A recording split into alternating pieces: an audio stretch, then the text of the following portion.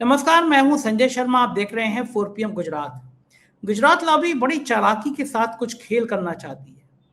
UGC की जो report आई है, उस रिपोर्ट के बहाने एक नया खेल कर खेलने की तैयारी चल रही है। खेल ये है कि जितना ऊंची जाति विरोध करेंगी, पिछड़ों में संदेश जाएगा बीजेपी उनकी बड़ी हितैषी है। अभय दुबे जी ने खुलासा किया, उनके कुछ मित्र जो बैकवर्ड जाति के बड़े हिमायती हैं, उनकी बात करते हैं। उन्होंने बताया कि ये व्यू रचना खुद भाजपा ने तैयार की है। क्या है सच्चाई और अजीत पवार के मौत के पीछे का खेल क्या है? अभय दुबे जी से मैंने बातचीत की है, एक अच्छी बातचीत है। 4 PM गुजरात को सब्सक्राइब करिए, ज्वाइन करिए। चलते हैं अभय दुबे के पास। 4 PM न्यूज नेटवर्क में बहुत बहुत स्वागत है अभय दुबे जी आपका। महाराष्ट्र के डिप्टी सीएम अजीत पवार के एक दुखद हादसे में मौत के बाद पूरा देश स्तब्ध है, और ये पहली बार नहीं है। देश में कई बड़े राजनेताओं का निधन इस तरह हुआ है, हेलीकॉप्टर में क्रैश हो जाना, जहाज टकरा जाना। भारत की एविएशन जो पॉलिसी है, जो सुरक्षा है, उस पर कई बार सवाल खड़े हुए हैं। लेकिन एक सवाल ममता बनर्जी ने भी उठाया है कि वो भारतीय जनता पार्टी का कोई एक बड़ा घोटाला उनके पास था, बड़ा खुलासा था। अखिलेश यादव ने भी ममता बनर्जी की मौत बात का समर्थन किया है कि जांच होनी चाहिए। ये एक देश में जनमानस में फिर सोशल मीडिया पे इस तरह की बहस चलने लगी कि अजीत पवार का एक बयान सामने आने लगा कि जो लोग मुझ पे 70,000 करोड़ के घोटाले का आरोप लगाते थे, अब मैं उनके साथ हूं। और फिर ये भी बयान सामने आया कि आखिर क्या वाकई में ये एक सामान्य दुर्घटना थी या कोई साजिश थी। इस तरह की तमाम चीजें सामने आ रही हैं। बड़ा सवाल यह है कि अगर साजिश थी तो उसकी जांच कौन करेगा? हमारे सीडीएस की मौत हुई थी, आज तक पता नहीं चल पाया कि वो उनका हेलीकॉप्टर किस तरह क्रैश हुआ था। उस पर बहुत बड़े सवाल उठे। ये बड़े बड़े जो हादसे होते हैं, उनकी जांच कभी ईमानदारी से सामने आती नहीं है। आपको क्या लग रहा है कि ये जो आरोप, चाहे ममता बनर्जी हो, चाहे अखिलेश यादव हो, चाहे सोशल मीडिया पे हो, ये लगा रहे हैं, इसकी जांच किस तरह हो? क्या सुप्रीम कोर्ट की निगरानी में जांच हो? सच कैसे सामने आएगा? क्या वाकई में कोई घोटाला था उनके हाथ में, जिसके सामने आ जाने से बीजेपी को बहुत बड़ा झटका लगता? देखिए, जब कारपोरेशंस के चुनाव हो रहे थे महाराष्ट्र में, तो अजित पवार महायुति से बाहर निकल आए थे और उन्होंने अपने चाचा शरद पवार के साथ जुड़कर मोर्चा बना लिया था उन्होंने। और उसके लिए वो नगर महापालिकाओं को चुनाव लड़ रहे थे, और वो लगातार चुनावी भाषणों के दौरान बार बार ये कह रहे थे। और उन्होंने एक उसका नाम भी मेरे पास नोट है, एक एमएलए, भाजपा के एक एमएलए के नाम का उन्होंने लगातार जिक्र किया, महेश लाडगे नाम के एमएलए का उन्होंने बार बार नाम लेकर जिक्र किया कि इस व्यक्ति ने करोड़ों करोड़ों रुपए का घोटाला किया है, और ये घोटाला भाजपा की सरकार को सबको पता है, और इसकी फाइल उनके पास है। वो इसको पूरी तरीके से कभी भी इसका पर्दाफाश कर सकते हैं, नाम लेके कह रहे थे वो। और ये बात उन्होंने एक बार नहीं कही, बल्कि कई दफे उन्होंने ये बात कही। इससे दो बातें लगती हैं। पहली बात तो लगती है कि वो देवेंद्र फडणवीस की सरकार के साथ आर पार के मूड में थे, और वो दोबारा फिर से अपने जो मेंटर थे शरद पवार, जिनकी वजह से उनका राजनीतिक कैरियर आगे बढ़ा, परवान चढ़ा, उनके साथ दोबारा जुड़कर कुछ इस तरह की दोनों मिलकर बात पका रहे थे कि फिर से एनसीपी का एक दूसरे में विलय हो जाएगा। एनसीपी अजित पवार और एनसीपी शरद पवार का विलय हो जाएगा। उनकी तरफ से ये भी बातें चलाई जा रही थी कि एनसीपी के कार्यकर्ता इस बात को लेकर उनके ऊपर बहुत दबाव बना रहे हैं। तो इस तरह से कई तरह की बातें चल रही थी। अब उनकी विमान दुर्घटना में आकस्मिक मृत्यु हो गई, तो ममता बनर्जी ने ये सवाल उठाया। ममता बनर्जी ने बड़ी मजबूती के साथ सवाल उठाया। अखिलेश यादव ने भी उनकी बात का समर्थन किया है। लेकिन हुआ यह है इसमें कि ये प्रश्न इससे पहले कि ये आगे बढ़ता और इसमें और इस मांग में और चमक आती, खुद शरद पवार ने इसको बीच में खत्म कर दिया। शरद पवार ने स्टेटमेंट दे दिया कि नहीं, ये दुर्घटना नहीं, ये साजिश नहीं थी कोई, ये तो एक हादसा था। तो जब उन्होंने ही इस बात को खत्म कर दिया, और उनके परिवार की तरफ से कोई इस बात को उठा नहीं रहा है, सुप्रिया सुले इस बात को नहीं कह रही हैं, उनकी पत्नी सुनेत्रा इस बात को नहीं कह रही हैं, उनके बेटे जो खुद एमएलए का चुनाव लड़ चुके हैं, हार चुके हैं, वो भी नहीं इस बात को कह रहे हैं। एनसीपी के किसी नेता की तरफ से ये बात नहीं कही जा रही है। प्रफुल्ल पटेल जो खुद एविएशन मिनिस्टर रह चुके हैं, उनकी तरफ से ये बात नहीं कही जा रही है। वो भी शरद पवार से गहराई से जुड़े हुए हैं, प्रफुल्ल पटेल।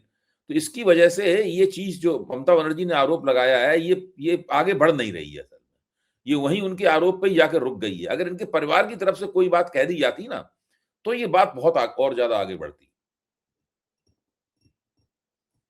बात तो ठीक है, लेकिन आपको लगता है कि अब भारत की जो वायु प्रणाली है, जो इस तरह के जिस जहाज में ये थे, वो बताया जा रहा है वो जहाज पहले से कुछ खराब था और बहुत बहुत खराब जहाज उड़ाए जा रहे हैं एयर इंडिया के हाथ से, कि बार बार पायलट पे दोष दे दिया जाता है, कुछ कोई कहने वाला नहीं है। अभी मैं एयर इंडिया से सफर कर रहा था। जिस कंपनी का ये प्राइवेट जहाज था, चार्टर्ड विमान लिए जाते हैं, बहुत नेता लोग, बड़े बड़े पूंजीपति वगैरह इन चार्टर्ड विमानों में उड़ते हैं अपना समय बचाने के लिए।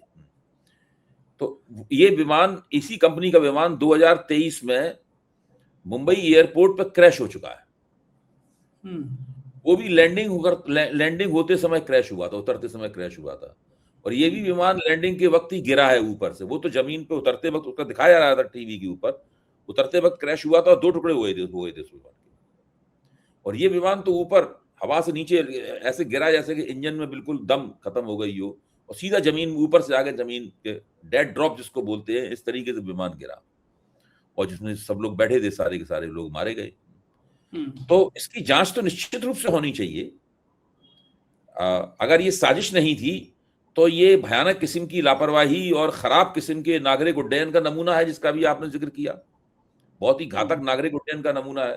पूरा नागरिक उड्डयन मंत्रालय तो बहुत खराब स्थिति में पड़ा हुआ है। और इस कंपनी के विमानों की जांच जो है, और खासतौर से इस विमान की जांच 1 साल पहले की थी डायरेक्टर जनरल और उसने, नागरिक उड्डयन का जो महानिदेशालय है, मतलब है, उसकी 1 साल पहले फरवरी में जांच हुई थी पिछले साल। तब से अब तक बीच में इसकी कोई जांच वगैरह भी नहीं हुई। तो ये इस तरह से पूरे सब इस तरीके से सब मामला चल रहा है हिंदुस्तान में। आप कह रहे हैं जांच किस चीज की होती है?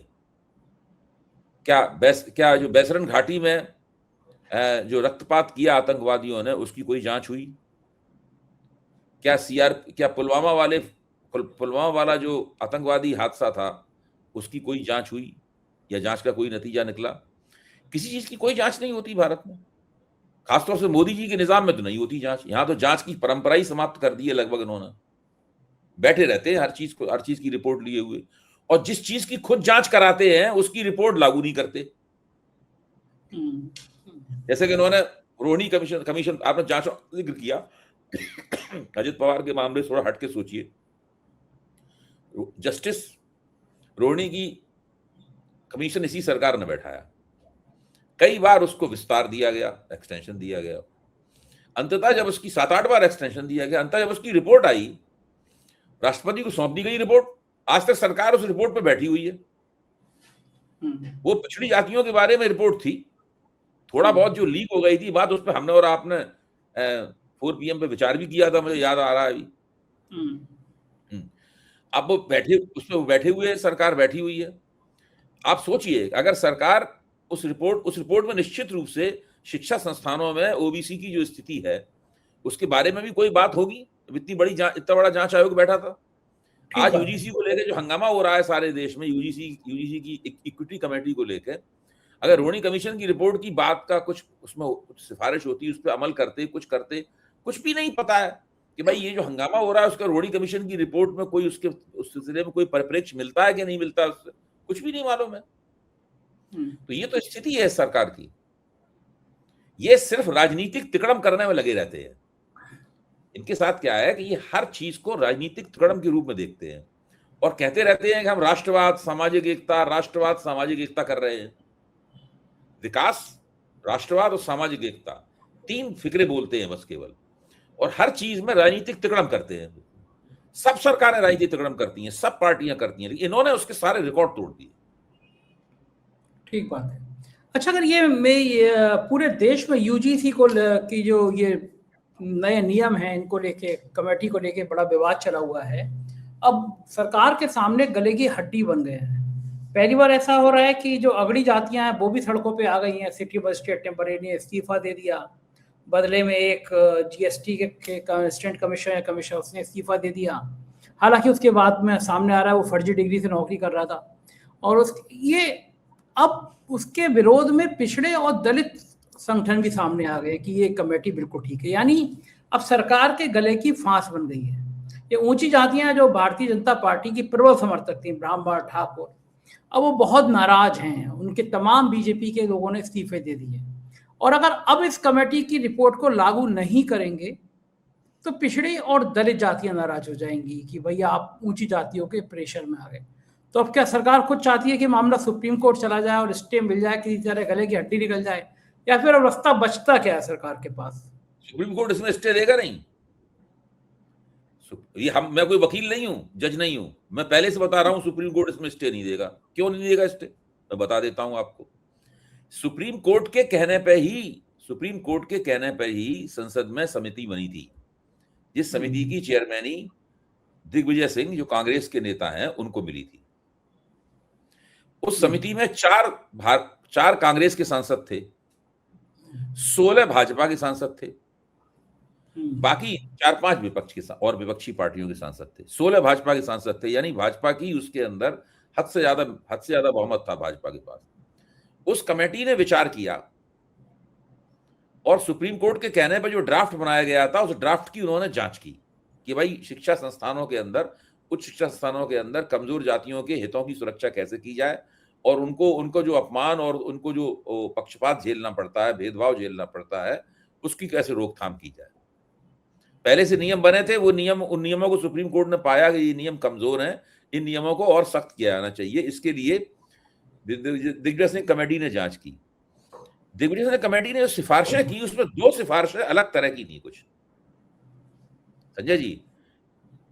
एक सिफारिश उसके अंदर ये थी कि उन्होंने कहा कि इसमें केवल SC ST तक इसको सीमित न किया जाए, इसमें OBC को भी जोड़ दिया जाए। तो OBC को भी जोड़ दिया गया। दूसरी सिफारिश उसकी महत्वपूर्ण ये थी कि अगर कोई छात्र गलत शिकायत करता हुआ पाया गया तो उसके ऊपर जो जुर्माने का प्रावधान था वो हटा दिया जाए, ताकि लोगों को शिकायत करने के प्रति हतोत्साहन न हो, शिकायत के खिलाफ कोई बैरियर अवरोध ना हो, तो वो भी हटा दिया गया। तो इसको लागू किया गया है, वहां पर UGC ने इसको लागू करवाया है। तो ये एक तरह से सुप्रीम कोर्ट के कहने पे किया गया काम है। तो सुप्रीम कोर्ट इसके अंदर कोई स्टे वगैरह इनको नहीं देगा। सुप्रीम कोर्ट सरकार के लिए पतली गली मुहैया नहीं कराएगा, मैं ये कह रहा हूं। तो अब सरकार के पास रास्ता बचता क्या है फिर? मेरा तो मानना है कि सरकार किसी रास्ते की तलाश कर भी नहीं रही है। ये हमारी गलतफहमी है कि सरकार रास्ते की तलाश कर रही है। ये हमारी गलतफहमी है कि इससे हमें लग रहा है कि मोदी जी काफी बेचैन है। नहीं, मेरा अपना विश्लेषण तो ये है कि मोदी जी ने ये काम बड़े सोच समझकर किया है और उन्हें पहले से अंदाजा था कि इसके खिलाफ ऊंची जातियां कुछ हंगामा करेंगी। आप देखिए मोदी जी के इस काम से क्या हुआ। कांग्रेस उस नियमावली के खिलाफ बिल्कुल नहीं बोल रही है। कैसे बोलेगी? कोई नहीं बोल सकता, कोई पॉलिटिकल पार्टी नहीं बोल सकती। राहुल गांधी तो पिछड़े वर्ग और सामाजिक न्याय के सवाल पे ओवर कमिटेड है। हाँ, बोलेंगे नहीं। तो सबसे बड़े सामाजिक न्यायवादी इस वक्त कौन है देश में? राहुल गांधी। अच्छा, तेजस्वी यादव की पार्टी बोलेगी नहीं, अखिलेश यादव की पार्टी बोलेगी नहीं, मायावती बोलेंगी नहीं इस सवाल के ऊपर। कोई भी पार्टी विपक्ष की हो चाहे पक्ष की हो इस नियमावली के खिलाफ नहीं बोलेगी। उन्होंने अपने प्रवक्ता भी टीवी भी भेजना बंद कर दिए सवाल के ऊपर। धर्मेंद्र प्रधान ने जितने भी बयान दिए हैं और सरकारी पार्टी की तरफ से जो भी बयान आए हैं, जो भी बात आई, उस एक सारे पढ़ लीजिए आप। एक में भी ये संकेत नहीं दिखाई पड़ता कि वो कोई संशोधन करने या एक कदम पीछे हटाने के लिए तैयार है। उत्तर प्रदेश में पिछली बार लोकसभा चुनाव में इनके हाथ से OBC वोट फिसल गए थे, बड़े पैमाने पर फिसले थे। वो हर कीमत पर उन OBC वोटों को दोबारा प्राप्त करना चाहते हैं, वरना उन्हें पता है कि वो यूपी का चुनाव हार जाएंगे। यूपी में लोकसभा वाला नतीजा विधानसभा में लोकसभा वाला नतीजा आ जाएगा और यूपी में चुनाव हारे तो निश्चित रूप से 2029 का चुनाव भी हार जाएंगे लोकसभा का। तो इसलिए इन्होंने ये दांव चला है। वो हर कीमत पर उन्हें ओबीसी वोट चाहिए ही चाहिए, चाहे कुछ हो जाए। अच्छा, जहां तक तो फिर ब्राह्मणों के, ठाकुरों के, जनरल कैटेगरी के लोगों ने सड़क पे जो जुलूस निकाले हैं, जो प्रदर्शन किए हैं, और भाजपा के खिलाफ काफी गुस्सा है। बहुत जगह प्रधानमंत्री की तस्वीर का भी अपमान किया गया है, बहुत ही भद्दी भाषा का इस्तेमाल किया जा रहा है। एक वीडियो देखा, उसमें एक आदमी गुस्से में नारे लगा रहा था और अपने कपड़े फाड़ फाड़ के फेंक रहा था, अपने कपड़े खुद ही फाड़ रहा था। और जहां का मैं रहने वाला हूं, वहां से मुझे आज खबर मिली है कि वहां भाजपा के बूथ स्तर के, ब्लॉक स्तर के बहुत से कार्यकर्ताओं ने, नेता नुमा कार्यकर्ता जो होते हैं, उन्होंने इस्तीफे दे दिए हैं पार्टी से, पार्टी से लखनऊ में झंडा उतार दिया है। बहुत मतलब नाराजगी बहुत बड़े पैमाने पर। उत्तर प्रदेश तो इसकी प्रयोगशाला बन गया है बिल्कुल इस पूरे मामले। बाकी जगह बिहार में भी है काफी असर, उत्तर प्रदेश में विशेष तौर से हो रहा है, क्योंकि उत्तर प्रदेश, बिहार में तो चुनाव अभी हो चुका, अब तो चुनाव होगा 5 साल बाद बिहार में। उत्तर प्रदेश में तो चुनाव के पहले वाली साल चल रही है। तो मतलब मोदी जी ने तय कर लिया कि ये जो ऊंची जातियां ये जाएंगी कहाँ, ये तो हमें वोट करेंगी, ब्राह्मण ठाकुर कहाँ जाएंगे। भाजपा के रणनीतिकारों का अंदाजा ये है कि ये जो छलकूद ये लोग मचा रहे हैं, तो ये मचाते रहेंगे, अपने थोड़े दिन मचाएंगे, थक जाएंगे, फिर इनको बाद में पटा लिया जाएगा। अभी उत्तर प्रदेश में चुनाव में देर है, क्या है, अभी नाराज होंगे, पटा लिया जाएगा। तो देखिए, ये जो आंदोलन हो रहा है, प्रदर्शन हो रहा है, इसका कोई दमन भी नहीं हो रहा है, इसके खिलाफ कोई सरकारी कार्रवाई भी नहीं हो रही है, कुछ नहीं, इनको होने दिया जा रहा है इनको। अच्छा, और विपक्ष कोई पहलकदमी लेकर ब्राह्मणों को अपनी ओर खींचने के लिए तैयार नहीं है कि ब्राह्मणों को अपनी ओर खींचने के लिए आपको उस नियमावली की निंदा करनी पड़ेगी। कोई विपक्ष, इस वक्त कांग्रेस अगर उस नियमावली की निंदा कर दे, यूजीसी वाली, बैंड में जाएगी। हाँ, नहीं निंदा कर दे तो ब्राह्मणों में करंट से दौड़ जाएगा, मैं बताऊं उत्तर प्रदेश में आपको। हाँ, लेकिन बैकवर्ड तो नाराज हो जाएंगे, दलित तो नाराज हो जाएंगे। दलित नाराज हो जाएंगे, लेकिन बैकवर्ड के कौन से वोट कांग्रेस को मिल रहे हैं उत्तर प्रदेश में? कौन सा बैकवर्ड देता है कांग्रेस को वोट? लेकिन बाकी पूरे देश में तो मैसेज गलत चला जाएगा, जो राहुल गांधी बैकवर्ड की। समाजवादी पार्टी को भी दिक्कत हो जाएगी कि वो तो, उसको तो बैकवर्ड वोट देते हैं समाजवादी पार्टी को, बैकवर्डों की पार्टी है, और कांग्रेस के साथ उसको समझौता करने में प्रॉब्लम हो जाएगी, समस्या हो जाएगी वहां पर। तो इसलिए कांग्रेस ये कर नहीं सकती है। इसलिए भाजपा को आसानी इस बात में है कि उसका जो नाराज ऊंची जातियों का, जनरल कैटेगरी का वोट है, सामान्य श्रेणी का वोटर है, भाजपा जानती है कि इस वोटर के पास विपक्ष अपना विकल्प लेकर नहीं जा सकता। इसलिए भाजपा ये प्रयोग कर रही, ये प्रयोग है। तो बीजेपी तो चाहेगी आंदोलन और बढ़े। ये केवल धर्मेंद्र प्रधान और यूजीसी की मिली जुली एक ऐसी कारस्तानी नहीं है, इसको माना जा सकता है गफलत में उन्होंने कर दिया, ऐसा नहीं है। ये सोच समझ के किया गया है, और मेरी जहां तक अभी तक समझ बनी है, इसमें सरकार बिल्कुल 1 इंच भी कदम नहीं पीछे करेगी। तो ये तो अच्छा है कि सरकार चाहेगी कि आंदोलन और बढ़े और ज्यादा हंगामा हो, जितना हंगामा होगा बैकवर्ड वोट उतने ही ज्यादा लुभाए जाएंगे, उतनी ज्यादा वाई होगी। इसीलिए कई जो ओबीसी बुद्धिजीवी हैं, वो सब हमारे मित्र हैं, बहुत सी बातें वो मेरी पसंद करते हैं, मैं उनकी बातें पसंद करता हूं, मैं उनमें से किसी के नाम नहीं लूंगा। बड़े बुद्धिजीवी हैं ओबीसी बुद्धिजीवी, कई, एक नहीं कई, इनके मीडिया चैनल बहुत लाखों उनके पास व्यूअरशिप है। वो सब कह रहे हैं कि ये मैन्युफैक्चर्ड डिसेंट है। ये जो ब्राह्मण बनिए ठाकुरों का ये जो आंदोलन है, ये तैयार, राजनीतिक दृष्टि से तैयार किया गया आंदोलन है। ये बीजेपी की फैक्ट्री में तैयार किया गया, वहां मैन्युफैक्चर किया गया है इसको, इस आंदोलन को। वो हो रहा है, वो सबका ये कहना है, और सब लोग उस नियमावली के पक्ष में है, अपने अपने तरीके से उसके पक्ष में तर्क दे रहे हैं। ये सब लोग बीजेपी के बड़े कड़े आलोचक हैं। हम और आप जितनी आलोचना करते हैं उससे भी ज्यादा आगे बढ़ के आलोचना करते हैं लोग। लेकिन कुमार विश्वास ने भी लिखा है, मैं अभागा स्वर्ण कर ले राजा, मतलब बहुत कितने कविता लिखी है कुमार विश्वास ने। इन लोगों, मनोज मुंतशिर ने क्या लिखा है? उन्होंने लिखा है कि मोदी जी तो हमारे पिता समान है, एक पिता को एक बेटे का पक्ष लेकर दूसरे बेटे के झापड़ नहीं मारना चाहिए। जब इस देश में अगर जाति जीत जाएगी तो राष्ट्र हार जाएगा। हम दोनों बच्चे हैं मोदी जी के, दोनों ही बच्चे मोदी जी के तमाम स्नेह के दावेदार हैं। ये सब इस तरह की बातें लिखने से तो ना राजनीति होती है। अच्छा, दूसरे क्या लग रहा जो है? जो, जो ऊंची खासतौर से ब्राह्मण समाज और ऊंची जातियों का समाज जो है, उसके मन में एक खिसियाट भी है बहुत ज्यादा। उसके मन में खिसियाट ये है कि हमको बिल्कुल अपना जेबी वोट समझ, बंधुआ वोट समझ लिया गया है, ये तो सही बात है। और हमारी तरफ कोई ध्यान नहीं दिया जा रहा। वोट हमारा है और हमारे ही खिलाफ राज नियम बना रहा है। हमारे वोट से जो सरकार बनी, वो हमारे खिलाफ ही नियम बना रही है। बात में ये दम जो भी है वैसे। ये जो भावना है, इस भावना के कारण उनमें बहुत नाराजगी और खिसियाट है। तो उससे क्या है, कहीं कहीं एक दीवाने किस्म की अभिव्यक्तियां, दीवानगी दिखाई पड़ रही है आंदोलन में। जैसे एक हिंदू धर्म सेना थे हैं संतोष दुबे, उनका मैं वीडियो देख रहा था, तो अपने वीडियो में कह रहे हैं कि ये कोई SC ST के लिए तो ना कानून बनाया जा रहा है, तो बीजेपी ने अपना 13वीं कराने के लिए कानून बनाया है, अपना मुंडन कराने के लिए उस्तरा तैयार कर रहे हैं, अंत हो जाएगा इनका, वो ये कह रहे हैं। एक जो अपने आप को RSS का बड़ा भारी समर्थक और विश्लेषक हम मानते हैं, वो कहती हुई नजर आए कि बीजेपी अपने ही वोट के ऊपर थूक रही है। आप डायलॉग देखिए, आप, हम लोगों ने कभी बोले डायलॉग आज तक इस तरह के? आपने नहीं बोले होंगे ऐसे डायलॉग, मैंने कभी ऐसे डायलॉग नहीं बोले हैं। ये वो लोग बोल रहे हैं जो बीजेपी के बड़े भारी समर्थक रहे, फिर 11 साल से बीजेपी को समर्थन कर रहे हैं, हर नुक्कड़ और चौराहे पे खड़े होकर बीजेपी का सपोर्ट करते हैं। अब बताइए कि ये क्या क्या हालात आ गए?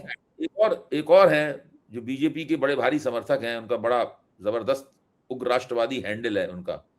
उन्होंने कहा कि मोदी जी, ये जो आप काला जूता पहनते हैं, उनका डायलॉग सुनिए, मोदी जी आप ये जो काला जूता पहनते हैं, इसमें आप आगे वो ठाकुर वाली कील लगवा लीजिए, शोले के ठाकुर ने जूतों में जो कील लगवाई थी वो लगवा लीजिए। वो कील अगर बाजार में ना मिले तो वो स्टेशनरी की दुकान पे जाके वो जो ब्रास की पिनें हैं वो खरीद लीजिए, और ब्रास की पिनों को यू के आकार में जूते के सामने लगाइए।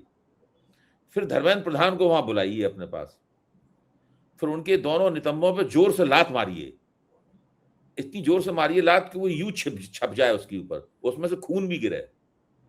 ये उन्होंने लिखा, अपने खुद वीडियो बनाया है उन्होंने, उनमें से रक्त रिसे उसके अंदर से, और जब वो रक्त रिसेगा तो आपको भी यू टर्न मारना है, इसलिए यू छपना चाहिए उनके उसमें। तो पक्के राष्ट्रवादी हैं वो, तो पक्के बीजेपी के भक्त, मैंने भी देखा था वीडियो को। आप ये देखिए कि वो ये मान रहे हैं कि मोदी जी यू टर्न मारेंगे इसमें। मेरा अपना विश्लेषण कहता है गलत हो सकता है मोदी जी मार दें यू टर्न, मोदी जी ने, लेकिन मोदी जी ने किसान आंदोलन पर यू टर्न मारा था, वो 1 साल इंतजार करने के बाद मारा था। हाँ, देख रहे थे कि कितना माहौल गर्म हो रहा है, उसके बाद मारा था। मारा था। तो अभी अच्छा बीजेपी वाले देख रहे हैं, अब मान लीजिए अच्छा, ये उसमें कोई ऐसा आरक्षण विरोधी ऐसा आंदोलन में से आत्मदाह हो गया था, एक भीषण घटना हो गई थी, मतलब इस टाइप की कोई घटना हो जाती है, कुछ और हो जाता है, तो मोदी जी को यू टर्न मारना पड़ेगा फिर। अच्छा, इस तरह एक फैसले से क्या बैकवर्ड वोट मिल जाएंगे? पिछड़ों को यूनिवर्सिटी में खाली पड़ी हैं, पद खाली पड़े हैं, नौकरियों में पिछड़ों का आरक्षण लागू नहीं हो रहा है, तो लगता है कि एक फैसले से अब ऊंची जाति विरोध करेंगे और बैकवर्ड वोट दे देंगे, सब अपना अपमान भूल जाएंगे, बैकवर्ड जो देखिए, उनके ऐसा संग है हुआ कि है। अगर ऊंची जातियां इस पे विरोध नहीं करती, अगर ऊंची जातियां इसमें विरोध नहीं करती और ये मसला शांतिपूर्वक ऐसे ही हो जाता बंद, तो फिर बीजेपी को इसका फायदा ना के बराबर होने की उम्मीद थी। किसी को पता ही नहीं लगता ये कहां क्या हो गया है, जो बात होती केवल शिक्षा संस्थाओं के अंदर ही अंदर रह जाती। लेकिन इस चीज ने ओबीसी और दलित समाज के सामने इस पूरे मसले को बहुत उघाड़ के पेश कर दिया है इस आंदोलन में। तो आपका कहना यह है कि ये पीछे पीछे उकसाने में भी बीजेपी शामिल है कि ये आंदोलन और बढ़े, जिससे बैकवर्ड को सहानुभूति मिले?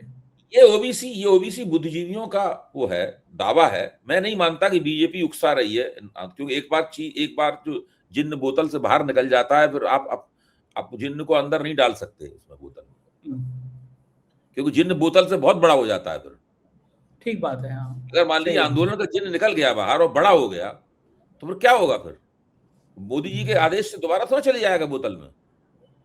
सही बात है, लेकिन बड़ा मजेदार है, योगी जी ऊंची जाति की राजनीति कर रहे हैं उत्तर प्रदेश में, करणी सेना को संरक्षण है और वो ठाकुरों का संरक्षण है, और मोदी जी अब आप देखिए, अभी मुक्तेश्वर कह रहे थे कि ठकुरैती हो रही है?